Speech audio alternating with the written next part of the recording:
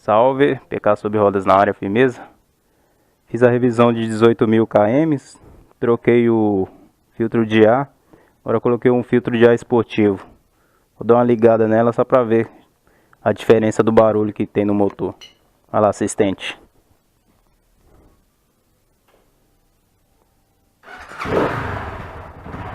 Olha o barulhinho. Dá uma acelerada aí só pra...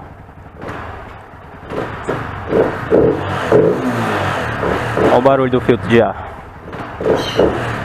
Só o filtro de ar que...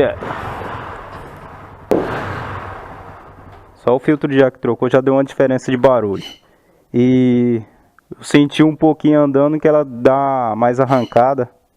O desempenho dela melhorou um pouquinho. Agora eu vou tirar o escapamento, vou deixar só o cano, pra ver se vai mudar alguma coisa.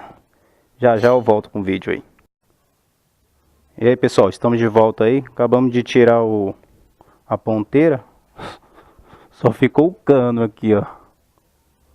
Vamos dar uma ligada aí para ver o barulho. Cê é louco. Barulho do bagulho. Agora eu vou dar uma volta nela aí só pra...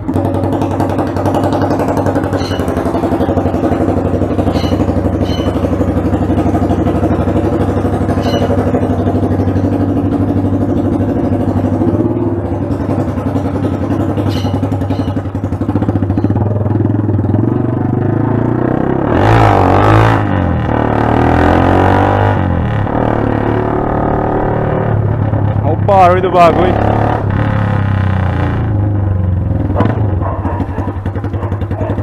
Voltar, a polícia pegar aqui é embaçado.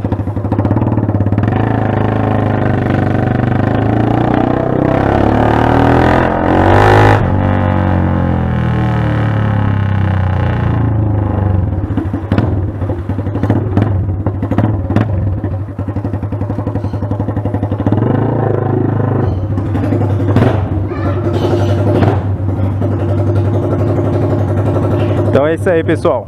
Espero que vocês curtiram a barulheira aí. Não esqueça de deixar seu like.